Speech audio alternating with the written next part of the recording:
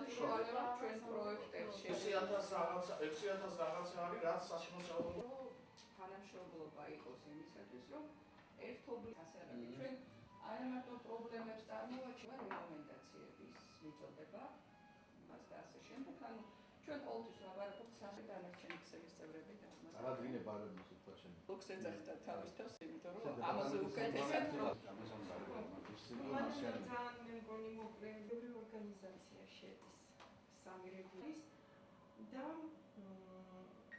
Арина Фахова из Кселში რო შედის თვალი. У нас была очень интересная и продуктивная встреча с министром. უნარი და მოტივირებული არიან საქმეები აკეთონ და უფრო ნაკლები გვაქვს ვიდრე ხელძლიერი რესურსი თუ საზოგადოებიდან. ჩვენ ადვოკატირებას გავუკეთებთ სწორედ იმ პრობლემებს. ძალიან დევნის სტატუსთან გამომდინარე რაღაც უნდა იყოს.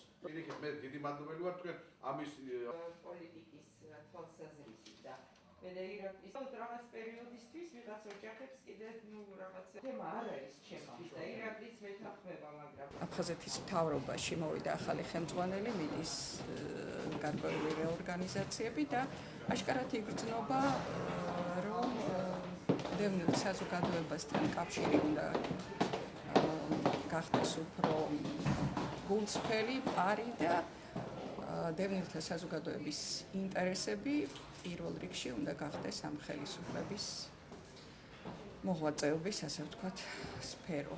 და ჩვენც არასამთავრობო სექტორსაც ეს გვინდა, სწორედ ეს არის ქსელის ენერგია, 16 ორგანიზაციას საერთიანებს, ეს არის დევნილთა ორგანიზაციები და აგერ უკვე 14 წელიწადია მუშაობენ დევნილთა პრობლემებზე. ჩვენ მოვიტანეთ ჩვენი ხედვები, რეკომენდაციები სამინისტროსთვის, ასევე ვღებულობთ მათგანაც ძალიან საინტერესო ხედვებს, რას აპირებენ, რა გეგმები აქვთ და თანამშრომლობა შევთავაზეთ.